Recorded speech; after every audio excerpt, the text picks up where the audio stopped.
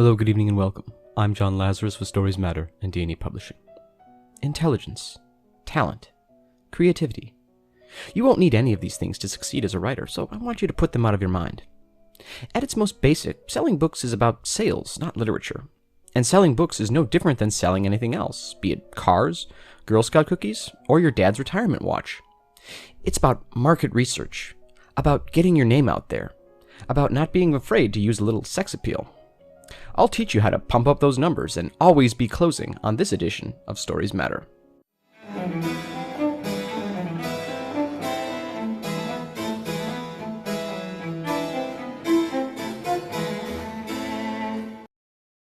Today's video is brought to you by Public Water Systems. As a successful entrepreneur, people often ask me, what's a good investment? And I always tell them that there's nothing better to invest in than a public water system. By privatizing municipal water systems throughout your country, you can both ease the common man's tax burden while making a nice profit for you and your cronies. And once the commodity is in private control and you make sure people pay hefty fines for collecting rainwater or building wells, you can pretty much charge whatever you want. Contact your local congressman today for more information. Okay, today's video will be broken into 5 steps, and at the end of each section, I will take you through my personal journey of how I sold my first book. Step 1. Find your market. I'll be blunt here. Publishers don't give a shit about literary quality. And just like my dad used to say to that strange woman who lived with us for 6 months, the only reason they want you around is to make them money. You should be able to answer these questions for your publisher. Who will buy your book? How will you hook them? Can you make them feel like they'll regret it if they die before they read your book? Now, full disclosure, I landed my first book deal in 1999, a simpler and more innocent time. Borders was still around, nobody knew who Al-Qaeda was, and people didn't carry around little machines that made them constantly anxious, depressed, and seething with self-hatred. Also, I should mention, I technically had actually been published before this, but it was by a very fringe publisher that I don't think counts. As an aside, some of my critics will claim that this group was the media wing of an AIDS denial group, like the one that promoted Foo Fighters early on. But they actually thought all diseases were a hoax, so it's a little disingenuous to single out AIDS.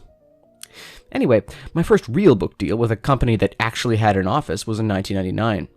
The book was called Spilled Milk, a psychological thriller about a man named John Milk who snaps and murders everyone in his office. Back in the 90s, people worked in stable office jobs like this, and I was able to convince my publisher that readers would connect with John Milk's alienation and discontent. Step 2. Make a name for yourself. Agents and publishers are risk-averse. They almost never go with an unknown. Fun fact, when J.K. Rowling submitted one of her manuscripts to publishers under a different name, over 140 of them turned down her story about a transsexual woman who rapes an entire class of kindergartners. So what do you do if you're not already famous? Well, most people assume you can skip this step, meet a literary agent at a bar, sleep with them, smash your face against their bathroom mirror, and threaten to call the police if they don't promise you a book deal. But unfortunately, almost all literary agents bug their apartments to prevent incidents like these. After I had written Spilled Milk, I made a name for myself by stopping a homeless man from jumping in front of a train in my hometown. I made the local news and even got some very brief national news coverage. I wasn't exactly a celebrity, but it was enough to convince my publisher people might vaguely recognize the name. It is unfortunate, however, that the same homeless man jumped in front of a different train a month later after he ran through the money I gave him to jump in front of the first one. Step 3. Find an agent. Going back to what I said earlier, if you can't blackmail agents, how can you land one? Well, it all starts with a query letter. You can find my video on that here. But queries and proposals and sample chapters are all a little impersonal. You need to find a way to make a true connection. This is a person who you might be working with for months, hell, maybe even decades if you have a few dozen books in you.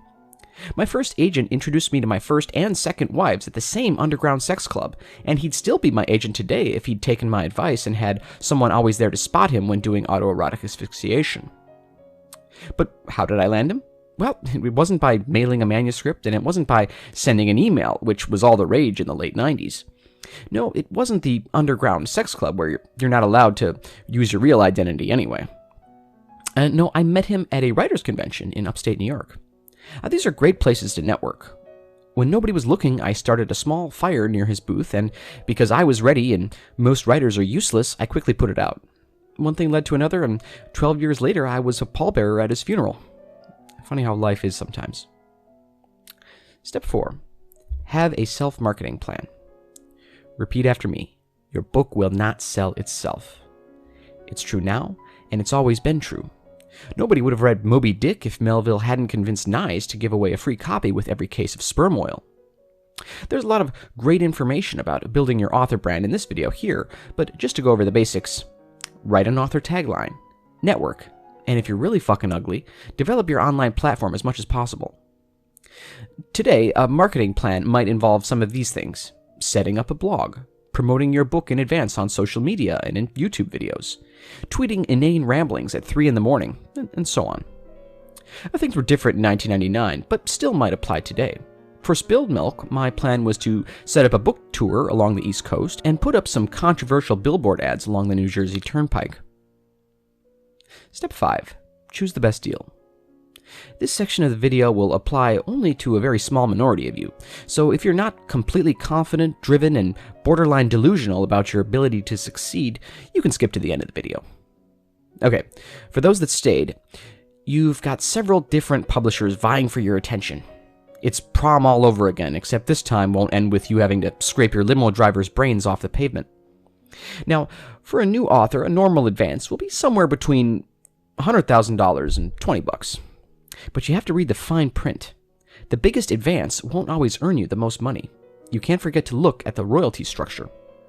For Spilled Milk, I was offered a $5,000 advance, which in Joe Biden's America is almost $700,000 today. I was over the moon. I was able to pay off my loan sharks, and I had enough money left over to buy Maxwell Caulfield's leather coat from Greece too. But what I didn't realize was that instead of getting royalties, the contract I signed stated that I'd actually have to pay 20 cents for each book sold. I ended up disowning the book and actively telling people not to buy it on my book tour.